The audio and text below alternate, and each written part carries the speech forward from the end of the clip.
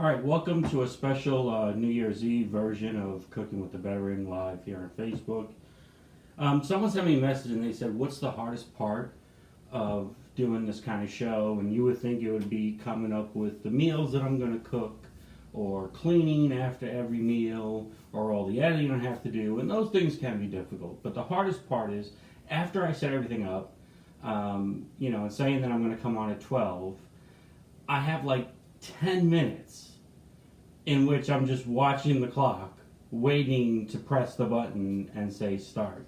And you know how what the old saying is, a watch pot never boils.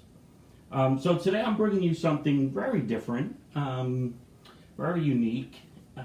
It's called Snow Fungus Pear Soup. I know that sounds disgusting, but it's actually very good. And the reason I'm bringing this to you is this is a great soup for the winter, also for the summer. You can eat it hot or cold. It's good for your throat. It's good for your digestion. It's good if you suffer from migraines. It kind of cools your body down for that kind of stuff. And this is a soup I first had while I was living in China teaching. I got sick and I was in the hospital, and one of the teacher friends brought me this soup, and I've loved this soup. The ingredients themselves are pretty simple, but they're not something you can buy at your regular supermarket. You're going to have to go to an Asian market. So we start with snow fungus, and snow fungus is basically a type of creature that grows underneath the water, okay? And this is how you buy it. You buy it all dried. And then what you do is you would let it sit. And I've already done some of this prep, but you would let it sit in a bowl of water overnight, okay, so that it becomes soft and the water really gets in there and kind of brings it halfway back to life at least. And then you would take it, and you'll notice that there's some dark orange spots, and you don't want those parts. So you would take this and you would cut off those dark orange spots, okay, of the snow fungus. Right, you just cut that all off. And then you would cut up these pieces so that they're kind of like bite size, right? Once you've done that, what you're going to do is you're going to let it cook for half an hour. You're going to bring it to a full boil. Then you're going to reduce the heat and let that cook up for half an hour. And that's the part where I am now. I've let the snow fungus cook for half an hour. The next ingredient you're going to need is an Asian pear, okay? I like Korean pears the best. And they're different. You notice they look more like an apple than a pear, all right? But these are, they smell great. They're very sweet kind of pears. And you're going to cut, just one pear is all you need, okay?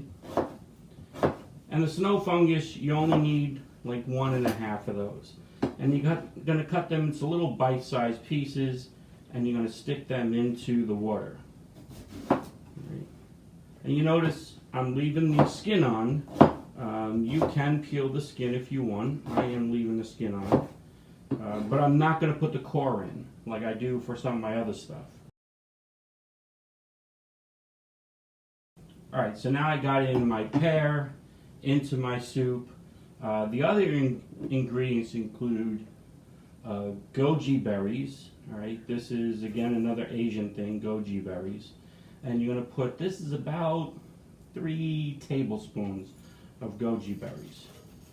Put that in there. Okay. Red dates, red Asian dates. Alright, these are dried red Asian dates. And I'm going to put about 10 of those in there.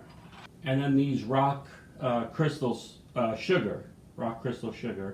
Okay, you can get these in white or brown, it doesn't matter. And you're going to put about 2 tablespoons worth of rock crystal sugar into the dish. I'll go ahead and I'll stir this up some. And then what you're going to do is you're going to let that slow cook for 2 hours. right? And it's going to reduce down some of the water. You might want to put a little more water in there. It's 10 cups of water. But it's going to slow cook for 2 hours. And you'll know when it's done, the whole soup, the fungus, the snow fungus, the pears, the water will all have like this goldish yellowish color to it.